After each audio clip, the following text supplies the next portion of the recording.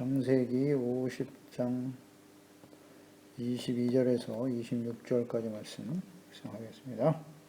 창세기 50장 22절, 26절 말씀 읽겠습니다. 요셉이 그의 아버지의 가족과 함께 애굽에 거주하여 110세를 살며 에브라임의 조선 3대를 모았으며 므낫세 아들 마길의 아들들도 요셉의 스라에서 양육되었더라. 요셉이 그의 형제들에게 이르되 나는 죽을 것이나 하나님이 당신들을 돌보시고 당신들을 이 땅에서 인도하여 내사 아브라함과 이삭과 야곱에게 맹세하신 땅에 이르게 하시리라 하고 요셉이 또 이스라엘 자손에게 맹세시켜 이르기를 하나님이 반드시 당신들을 돌보시리니 당신들은 여기서 내 해골을 메고 올라가겠다 하라 하였더라. 요셉이 110세의 죽음에 그들이 그의 몸에 향 재료를 넣고 애굽에서 입관하였더라. 하나님의 나라를 사모하며 살아가는 인생. 야곱의 죽음과 언약을 계승한 요셉. 그 형제들의 두려움과 자신들의 죄악에 대한 진실한 회개와 고백. 악을 선으로 바꾸시는 하나님의 마음을 잘 알고 있었던 요셉은 악을 악으로 갚지 않고 선으로 형제들을 대하며 진심으로 그들을 용서하고 위로하였습니다. 진실한 회개는 하나님의 용서와 위로를 얻게 되는 것이다. 형제들과 자녀들을 보호하고 그들을 기를 것이라는 약속을 지켰고 요셉이 생을 마감하는 장면인데요. 요셉이 생을 마감하면서 창세기는 끝이 나게 됩니다. 그리고 창세기 마지막 부분을 묵상하게 됩니다. 22절, 23절에 요셉이 형제들과 함께 애굽에 거주하면서 110세를 살았다. 그리고 에브라임의 자손 3대를 모았고 므낫세의 아들 마길의 아들들도 요셉의 스라에서 양육되었다. 손자들까지 보면서 살았다. 장자의 명분이 요셉과 그의 아들 에브라임에게 계승되었는데요. 손자들까지 보면서 살았다 그랬어요. 요셉이 110세에 생을 마감하게 되는데요. 그의 아버지 야곱은 147세에 죽었습니다. 그에 비하면 일찍 생을 마감한 것이죠. 일찍 생을 마감했어요. 147세에 야곱은 죽었고 요셉은 110세에 죽었다. 그러니까 야곱이 더 오래 살았는데요. 그가 좀 더 오래 살았다라고 하는 의미는 요셉이 총리가 되고 애굽으로 그의 가족들이 이전하는 하나님의 계획과 뜻이 아직 성취되지 않았기 때문이에요. 그러니까 하나님의 뜻이 이루어지기 위해서 그의 생애는 더 연장되고 있었다. 그러니까 이제 요셉을 통해서 하나님의 뜻이 완전히 이루어졌습니다. 그렇기 때문에 요셉이 110세에 죽었다. 더 많이 살아야 될 이유와 의미가 없어진 거예요. 그렇게 묵상이 되고요. 아무튼 이 요셉이 110세를 살았다라고 하는 것은 비교적 좀 짧은 생이었으면 알 수 있어요. 430년 후에 출애굽을 위해서 쓰임받았던 모세. 그 모세의 향년도 120세였거든요. 430년 후에 살게 될 모세도 120세를 살았단 말이죠. 그것에 비하면 요셉의 향년은 좀 빠른 편이에요. 그러니까 요셉을 통해서 하나님의 말씀과 뜻이 이루어졌죠. 애굽에 정착하면서 그곳에서 크게 번성하게 하시려고 하는 하나님의 뜻이 요셉을 통해서 성취되었기 때문이다. 저는 그렇게 묵상이 돼요. 그러니까 요셉의 생애는 하나님께서 주신 꿈과 비전, 즉 하나님과 함께 동행하면서 하나님의 그 뜻을 이루기 위해서 온전한 마음과 믿음, 소망, 사랑, 또 충성, 겸손, 정직, 성실한 하나님의 종으로 살아왔어요. 또 하나님의 뜻을 이루는 일에 온전히 헌신했던 사람이에요. 종으로 일할 때나 애굽의 총리가 되었을 때나 변함없이, 이게 매우 중요하죠. 권력의 중심에 서고 출세하면 거의 대부분의 사람들이 다 부패하고 타락하게 되어 있습니다. 그럼에도 불구하고 요셉은 타락하지 않았어요. 형제들을 불쌍히 여기고 자비와 사랑과 긍휼로 대하고 오직 자신에게 주어진 사명, 나를 애굽으로 보내신 하나님의 뜻은 많은 내 백성들이 구원을 받게 하는 것이다. 이 사명에 대한 분명한 인식이 있었고요. 이를 위해서 최선을 다하며 살아왔던 사람, 요셉의 생애입니다. 그럼 110세면 어떻습니까? 더 짧으면 어때요? 마지막까지 하나님이 주신 사명과 뜻을 이루기 위해 최선을 다해 살아왔다면 그것이 가치 있는 인생 아니겠습니까? 그래서 110세에 생을 마감하게 되었다. 이렇게 묵상이 됩니다. 요셉의 생애는 하나님의 언약의 말씀을 성취하는 과정이었다. 자, 하나님께서 아브라함과 이삭과 야곱에게 주셨던 약속의 말씀이죠. 언약의 복, 복의 근원이 되는 것, 또 그의 후손이 하늘의 별과 같이 땅의 티끌같이 번성할 것이다 라고 하는 이 약속을 성취하는 일에 쓰임받았던 요셉의 삶이었단 말이죠. 아브라함에게 주신 약속이죠. 창세기 13장 16절에 내가 내 자손이 땅의 티끌 같게 하리니 사람이 땅의 티끌을 능히 셀 수 있을진데 내 자손도 세리라. 창세기 15장 5절 그를 이끌고 밖으로 나가 이르시되 하늘을 우러러 부표를 셀 수 있나 보라. 또 그에게 이르시되 내 자손이 이와 같으리라. 창세기 22장이죠. 하나님께서 아브라함을 시험하사 그 아들 이삭을 모리아 산에 번제로 드려라. 하나님 앞에 이 시험을 언제나 믿음과 순종으로 통과한 아브라함에게 주신 약속의 말씀이죠. 22장 17절 18절 내가 내게 큰 복을 주고 내 씨가 크게 번성하여 하늘의 별과 같고 바닷가의 모래와 같게 하리니 내 씨가 그 대적의 성문을 차지하리라. 또 내 씨로 말미암아 천하 만민이 복을 받으리니 이는 내가 나의 말을 준행하였음이니라 하셨다 하니라. 이 말씀이 매우 중요하고 의미 있는 말씀이에요. 내가 너에게 큰 복을 주고, 여기서 너는 누굽니까? 아브라함인데 어떤 아브라함?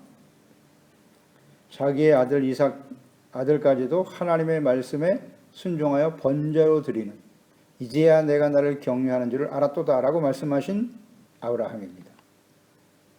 그것을 잘 묵상해야 됩니다. 하나님을 온전히 경외하는, 자기의 아들의 목숨을 내어줄 정도로 하나님께 대한 절대적인 믿음과 순종을 가진 사람 아브라함. 그런 사람들의 씨가 크게 번성하기를 원하시는 거예요. 하나님을 경외하는 아브라함과 같은 사람들의 씨가 번성할 것이다.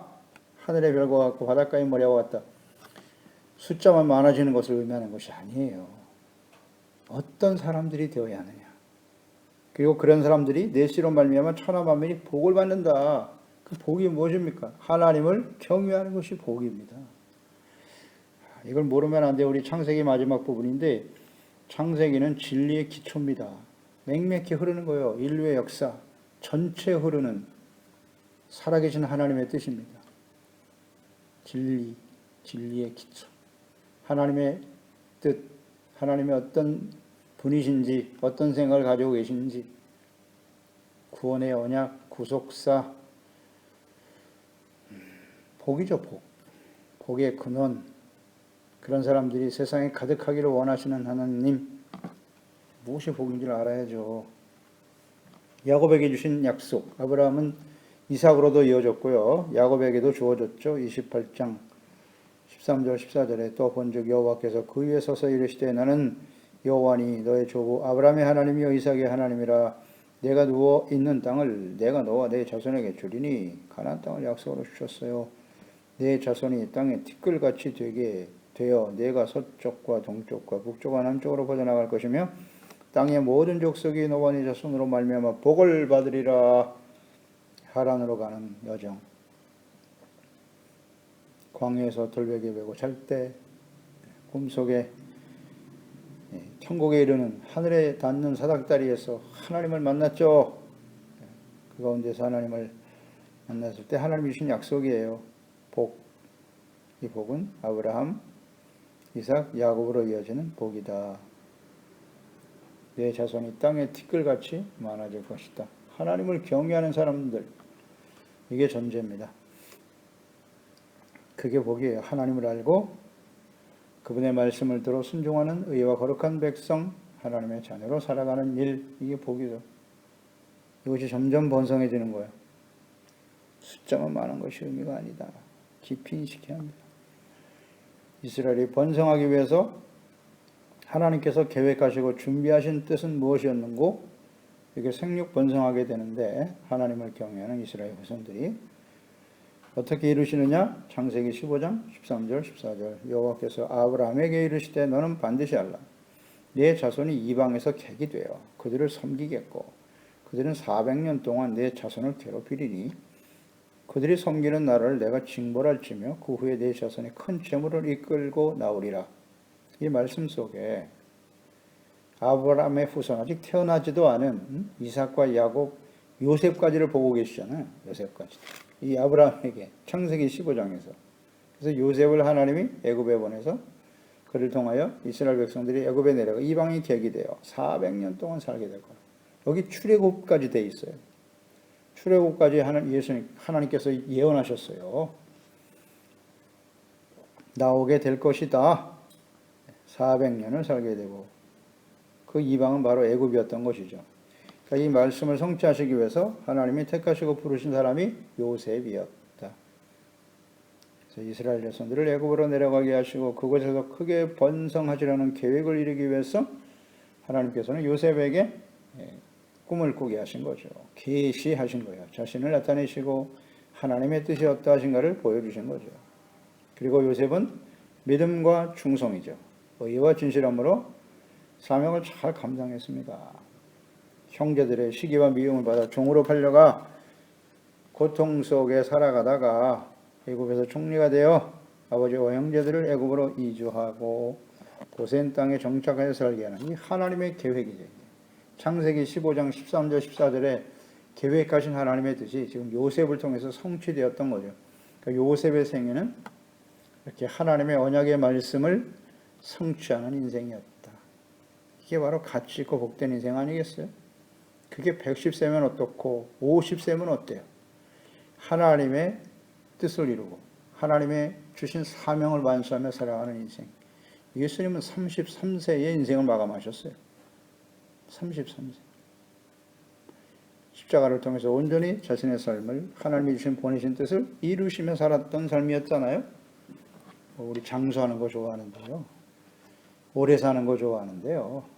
우리 그리스도인, 하나님의 구원의 언약에 참여한 사람들은 얼마나 오래 사느냐가 중요한 게 아니라 어떤 사람으로 주어진 사명에 충실한 인생을 사는가? 나의 뜻을 이루고자 아니면 나의 욕망을 이루고자 함이 아니요 나의 소원을 이루는 인생이 아니라 하나님의 말씀과 뜻, 사명을 이루는 인생이 되어야지요.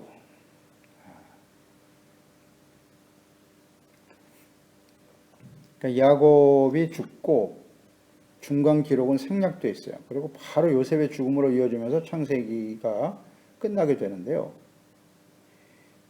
야곱의 죽음과 요셉의 죽음이 붙어 있어요. 그 중간은 기록이 없어요. 왜 이렇게 하셨을까? 하나님의 계획과 뜻, 사명을 완수하며 살아온 생애, 언약의 복을 받은 사람들에게 다른 것은 특별한 의미가 없어요. 얼마나 많은 부를 누리고 그런 거 중요하지 않아요.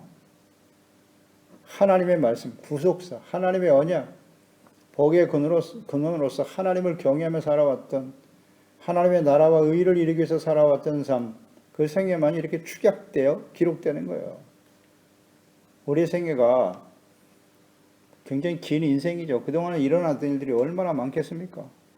그런 건 중요하지 않아요. 우리가 어떻게 영원하신 하나님의 약속의 말씀을 붙들고 예수 그리스도 안에서 구원을 받아 우리를 구원하신 하나님의 목적과 사명과 뜻을 이루며 살아왔는가? 그것만이 생명체에 기록되는 거예요. 그게 가치 있는 인생이에요. 영원토록 기억되는. 이 세상에 영원한 것이 있나요? 영원한 것은 오직 하나님과 하나님의 말씀밖에 없죠. 그러니까 거기에 집중하며 사는 거예요. 이게 진정 가치 있는 인생인데요. 이게 영원한 삶으로 이어지게 되는 것인데요. 이 땅에 있는 것은 다 사라져요. 근데 어디에 가치를 두고 사는 것입니까? 도대체 사명에 충실한 인생을 살아야 합니다. 예수님 보세요. 예수님께서 마지막 십자가의 생을 마감하시면서 하신 말씀이 무엇입니까? 요한복음 19장 30절. 예수께서 신포도주를 받으신 후에 이르시되 다 이루었다 하시고 머리를 숙이시니 영혼이 떠나가시더라. 영혼이 떠나는 게 죽음입니다. 육과 영이 분리되는 거죠. 육체를 가지고 사시는 동안 십자가를 지시고 생을 마감하시면서 다 이루었다는 거예요. 뭘 이룬 것입니까? 하나님의 구원의 언약을 이루신 거예요. 예수님을 이 땅에 보내신 하나님의 뜻, 예수 그리스도의 죽으심과 부활을 통해서 모든 사람들의 죄를 용서하시고 구원의 길을 여신 거죠. 아브라함으로부터 주신 이 언약의 말씀이 예수 그리스도의 십자가의 죽으심을 통해서 완성된 거예요. 믿음으로 말미암아 의롭다함을 얻어 하나님과의 관계가 회복되고 하나님을 알고 하나님을 경외하고 그분의 거룩한 자녀 백성으로 살아가게 하는 일, 이게 예수님 보내신 하나님의 뜻이잖아요. 요셉을 보내신 하나님의 뜻이기도 하고 이것은 곧 예수 그리스도를 따르는 제자들에게 그대로 계승되는 거예요.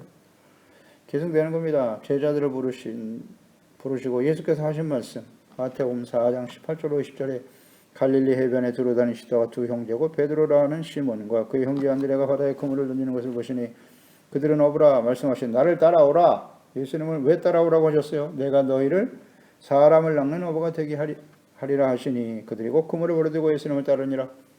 물고기 잡으며 살아가는 인생이 아니라 사람을 낚는 어부, 사람들을 구원하고 죄와 사망의 물속에 빠져 죽어가는 영혼들을 살려내는 일, 그렇잖아요. 사람들의 생명을 구원을 위해서 쓰임받는 사람이 될 것이다. 또 예수께서 죽으시고 부활하신 후에 예수님의 제자들에게 나타나셔서 하신 말씀이죠. 요한복음 20장 21절 23절에 예수께서 또 이르시되 너희에게 평강이 있을지어다. 아버지께서 나를 보내신 것 같이 나도 너희를 보내노라. 사명. 이 말씀을 하시고 그들을 향하여 숨을 내쉬며 이르시되 성령을 받아라. 사명을 감당하려면 성령을 받아야 돼요. 너희가 누구의 죄든지 사하면 사해질 것이요 누구의 죄든지 그대로 두면 그대로 있으리라 하시니라. 제자들을 부르시고 부르신 사명이 무엇이냐? 너에게 성령이 임하게 될 것인데 제자들 성령 받았죠. 그러니까 너희가 누구의 죄를 사하면 그랬어요. 모든 사람들의 죄를 사하여 줄 수 있도록 용서받을 수 있도록 그 용서는 예수 그리스도의 십자가의 피죠. 예수님의 십자가의 복음이죠. 복음을 듣고 믿고 진실로 회개하면 죄사함 받게 되는 거죠. 이 일을 위해서 제자들을 보내셨다는 거예요. 오늘 예수 그리스도 안에서 우리를 구원하셨고 우리를 이 땅에 보내시고 우리의 삶의 현장에 보내신 주님의 뜻이에요.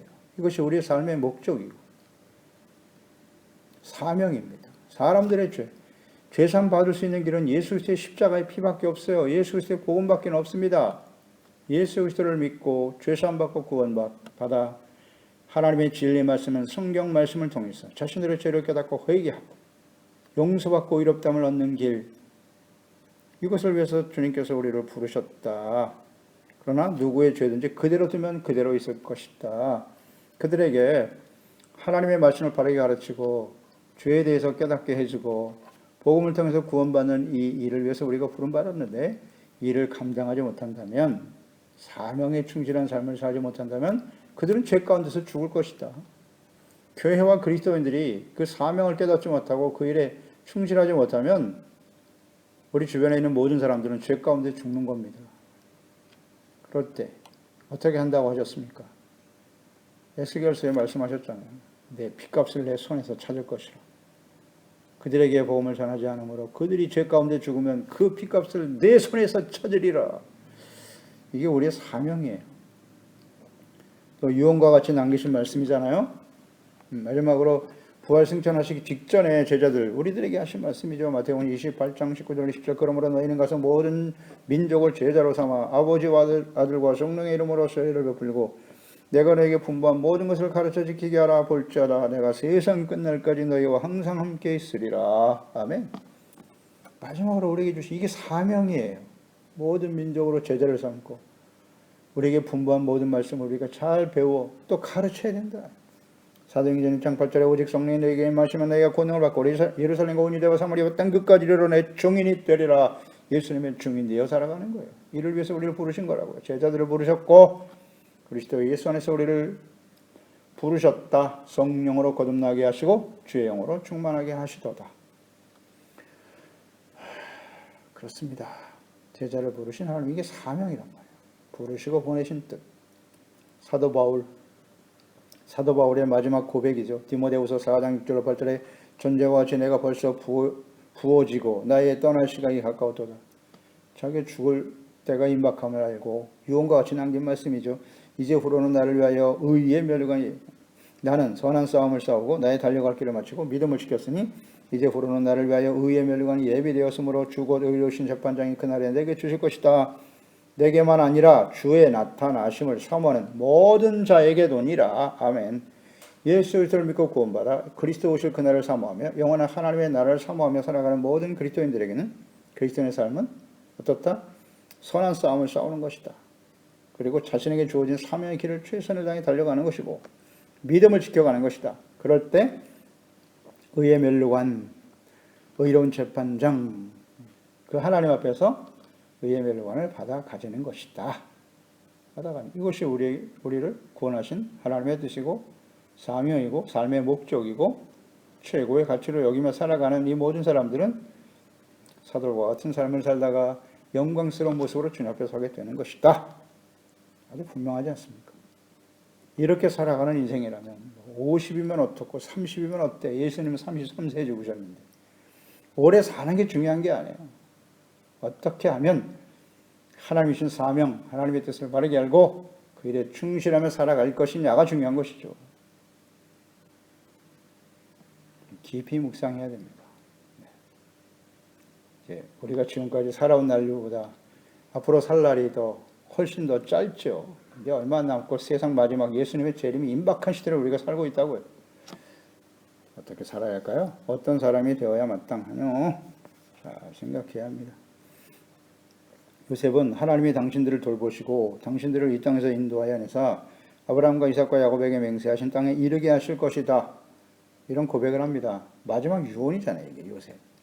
생을 마감하면서 남은 형제들과 자손들에게 아브라함과 이삭과 야곱에게 맹세하신 약속을 언급하고 있고 또 하나님께서 약속하신 땅은 이 애굽이 아니다. 야곱이 그렇게 고백하고 나를 조상의 묘실에 장사하라고 유언을 남긴 것은 이 땅에서 나그네로 살다가 약속의 땅 본향으로 돌아가야 한다고 요셉에게 말하고 맹세하게 하고 생을 마감했는데 요셉도 동일하네요. 하나님이 우리를 이 땅에 살게 하시지만 때가 되면 반드시 약속의 땅으로 가게 될 것이다. 아브라함, 이삭, 야곱에게 맹세하신 땅, 가나안 땅으로 우리를 인도하실 것이다. 라는 유언을 남기네요. 그러니까 이처럼 일평생 하나님의 말씀과 뜻을 이루기 위해서 사명에 충실했을 뿐만 아니라 약속의 땅, 가나안 땅 본향을 사모하며 살았다. 요셉은 애굽의 총리예요. 절대 권력과 부와 영화를 누리며 살았던 사람이에요. 그러나 그는 이 땅에 소망을 둔 것이 아니라 본향, 약속의 땅에 소망을 두고 살았다. 이게 바로 가치 있고 위대한 인생입니다. 이게 진짜 그리스도인의 삶인 것이죠. 이 땅이 전부인 것처럼 말이죠. 세상에서 부와 권력과 영광을 얻기 위해서 세속화되고 쉽게 불의와 타협하고 합리화시키면서 살아가는 인생들. 그건 그리스도인의 삶이 아닌 것입니다. 절대 아니에요. 그러다가 이스라엘은 멸망의 길을 갔고 그러니까 어떤 사람이 되어야 할 것인가 날마다 질문하고 확인하고 점검하고 하나님의 말씀 앞에서 자기 생각이 중요한 게 아니고요. 자기와 같은 생각을 가진 사람들이 중요한 게 아니고 하나님 앞에서 하나님 말씀 앞에서 이 하나님의 뜻을 알지 못하고 세속화된 사람들이 이 세상에 가득해요. 가득합니다. 교회 안에도 요셉과 같은 사람 극소수예요. 극소수.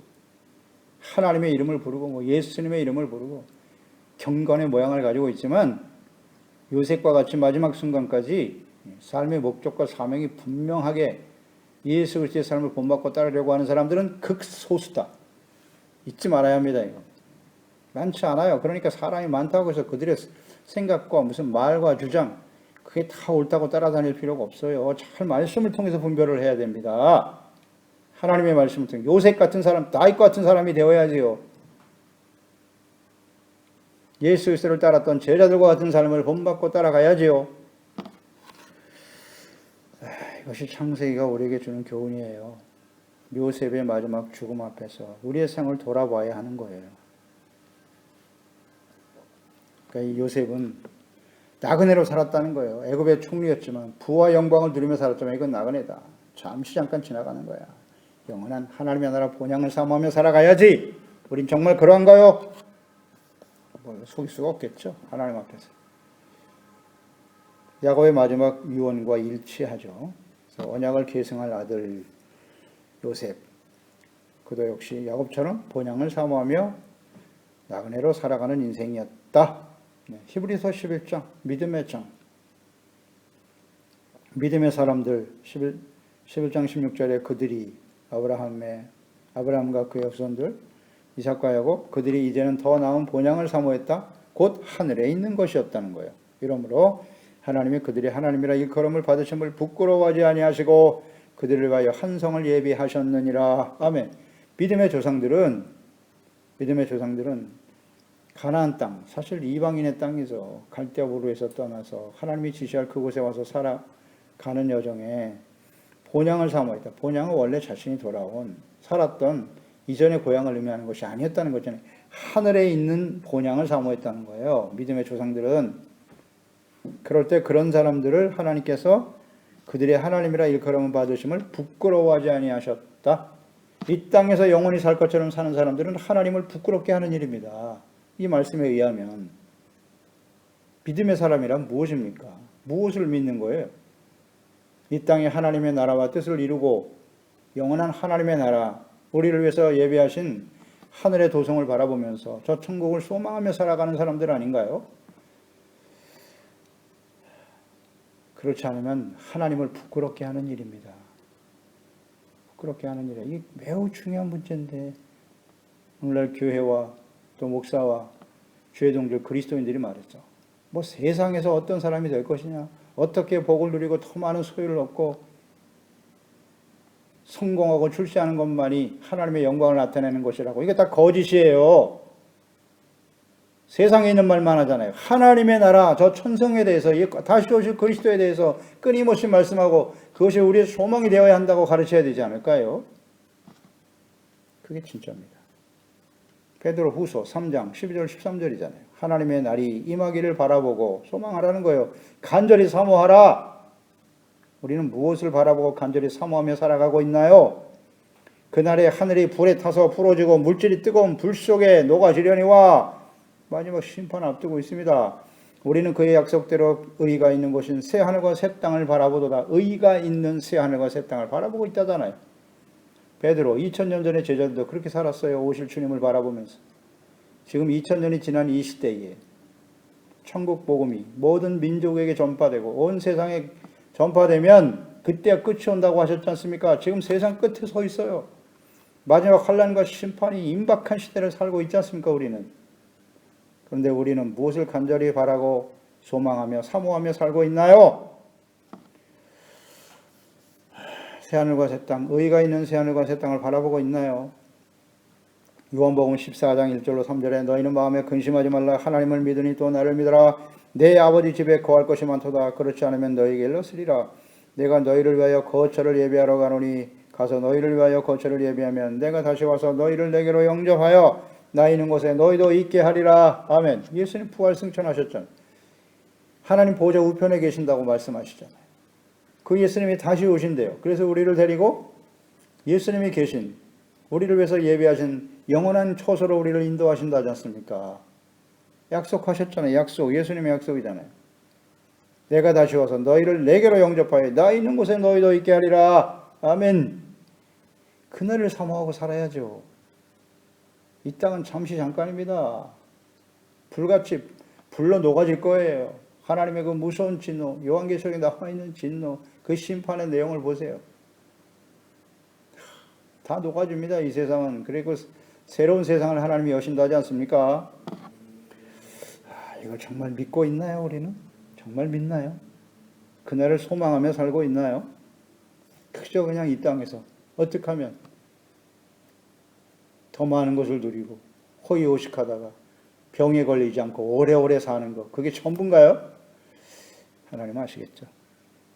고린도 후서 5장 1절로 2절에 만일 땅에 있는 우리의 장막집이 무너지면 하나님께서 지으신 집, 그 손으로 지은 것이 아니요 하늘에 있는 영원한 집, 하늘, 우리에게 있는 줄 아느니라. 진짜 알고 있나요? 참으로 우리가 여기에 있어 탄식하며 하늘로부터 오는 우리의 초소로 덧입기를 간절히 사모하노라. 이게 진짜 그리스도인입니다. 그런데 뭐 천국, 하나님의 나라, 예수님의 재림에 대해서 얘기하면 어리석은 자라고 말해요. 어리석은 자라고 말해요. 안타까운 일입니다. 가면 갈수록 더 심화되겠죠. 그래서 약속의 땅, 하나님의 나라와 거룩한 백성으로 살아갈 것을 소망하며 살아온 인생, 이것이 요셉의 생이었고 그래서 가치 있는 인생인 것입니다. 25절에 요셉이 또 이스라엘 자손에게 맹세시켜 이르기를 하나님이 반드시 당신들을 돌보시리니 당신들은 여기서 내 해골을 메고 올라가겠다 하라 맹세시켰어요. 나는 여기서 죽지만 하나님의 때에 우리를 반드시 인도하여 약속의 땅으로 이끌어 가실 것이다. 하나님이 그때 나의 해골을 가지고 가라고. 요셉 놀랍지 않습니까? 아버지와 같은 믿음을 가진 사람, 이것이 바로 이러한 요셉의 모습이 구원의 언약을 계승한 사람들의 모습인 거예요. 그런 사람들을 통해서 하나님의 구원의 언약이 계승되는 겁니다. 하나님의 나라, 약속, 하나님의 나라에 대한 소망, 이것을 일평생 의지하며 살아왔다는 고백 아니겠습니까? 이 요셉이 맹세를 시켰어요. 남은 자손들과 후손, 그 형제와 후손들에게 맹세를 시켰습니다. 요셉이 그랬던 것처럼 반드시 하나님께서 이루실 것이다. 자, 이 말씀은 어떻게 됐어요? 그대로 성취되죠. 430년 후에 출애굽기 13장 18절로 19절에 그러므로 하나님이 홍해의 광야길로 돌려 백성들을 인도하시겠다는 말씀이 그대로 이루어졌죠. 이스라엘 자손이 애굽 땅에서 대열을 지어 나올 때에 모세가 요셉의 유고를 가졌으니 이는 요셉이 이스라엘 자손으로 단단히 맹세하게 하여 이르기를 하나님이 반드시 너희를 찾아오시리니 너희는 내 유고를 여기서 가지고 나가라 하였음이었더라. 아멘입니다. 요셉은 지금 죽으면서 그들이 430년 후에 400년 후에 애굽에서 나가 가나안 땅으로 약속의 땅으로 돌아갈 것인데 그때 나의 해골을 가지고 가라. 출애굽기 13장 18절 19절 말씀을 보고 있었다는 거예요. 이게 진짜 믿음의 사람이죠. 이것이 가치 있는 인생입니다. 하나님의 말씀이 성취되어질 그날을 바라보면서 말씀대로 되잖아요. 하나님을 알았고 하나님의 뜻에 대한 분명한 이해가 있으면 우리의 미래는 이렇게 결정되는 겁니다. 늘 우리가 묵상되는 바지만 어렵지 않아요. 우리의 삶은 과거, 현재, 미래가 성경에 그대로 나와 있어요. 요셉은 비록 애굽에서 입관하였지만 그의 마음과 생애는 본향을 사모하는 삶이었고 하나님의 나라와 뜻을 이루는 것을 소망하며 살았다. 비록 우리도 이 땅에서 인생을 마감할 거예요. 예수님 오시기 전에는 혹은 개인적으로 인생을 마감할 때 이 땅에서 요셉처럼 애굽에서 죽게 되는 거예요. 이 땅에서 죽게 되지만 요셉과 같이 우리는 영원한 하나님의 나라에 소망을 두고 살아가야 한다. 이것이 창세기 마지막에 우리에게 주는 교훈이에요. 진짜 그러한가를 잘 묵상해 봐야 합니다. 요셉과 같은 삶, 하나님이 귀하게 여기시는 거예요. 구원의 언약을 계승하고 마지막 순간까지 하나님의 나라, 약속의 땅을 소망하며 본향을 소망하며 살았던 사람. 그러니 이 시대에 예수 그리스도로 말미암아 구원의 언약이, 그 은혜가 우리 가운데 지금 계승되었는데요. 우리는 어떤 인생을 살아가고 있는가요? 요한계시록 21장 1절로 7절 또 내가 새하늘과 새 땅을 바라보니 처음 하늘과 처음 땅이 없어졌고 바다도 다시 있지 않더라. 또 내가 보매 거룩한 성 새 예루살렘이 하늘로부터 하늘에서 내려오니 그 준비한 것이 신부가 남편을 위하여 단장한 것 같더라.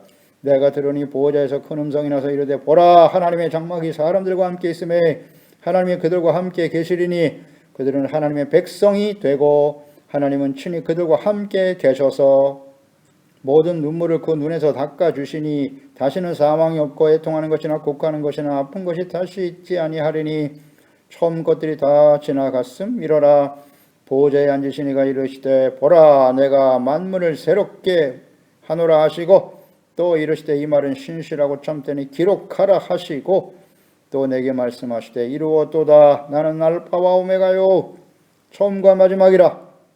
내가 생명수 샘물을 목마른 자에게 값없이 주리니 이기는 자는 이것들을 상속으로 받으리라. 나는 그의 하나님이 되고 그는 내 아들이 되리라. 아멘입니다. 이것이 장차 이루어질 일이에요. 마지막 심판 이후에 예수 그리스도의 재림, 또 마지막 심판, 심판의 목적과 뜻이 어디에 있는지, 새하늘과 새 땅을 하나님 만드시고 어떤 사람이 이기는 자가 죄를 이기고 끊임없이 일어나는 욕망을 이기고, 그렇습니다. 하나님의 말씀을 붙들고 요셉과 같은 생애를 살아오는 사람, 영원한 하나님의 나라 그날을 소망하면서 살아가는 사람들, 준비되어진 사람들이 영광스러운 모습으로 주님 앞에 서게 되겠지요.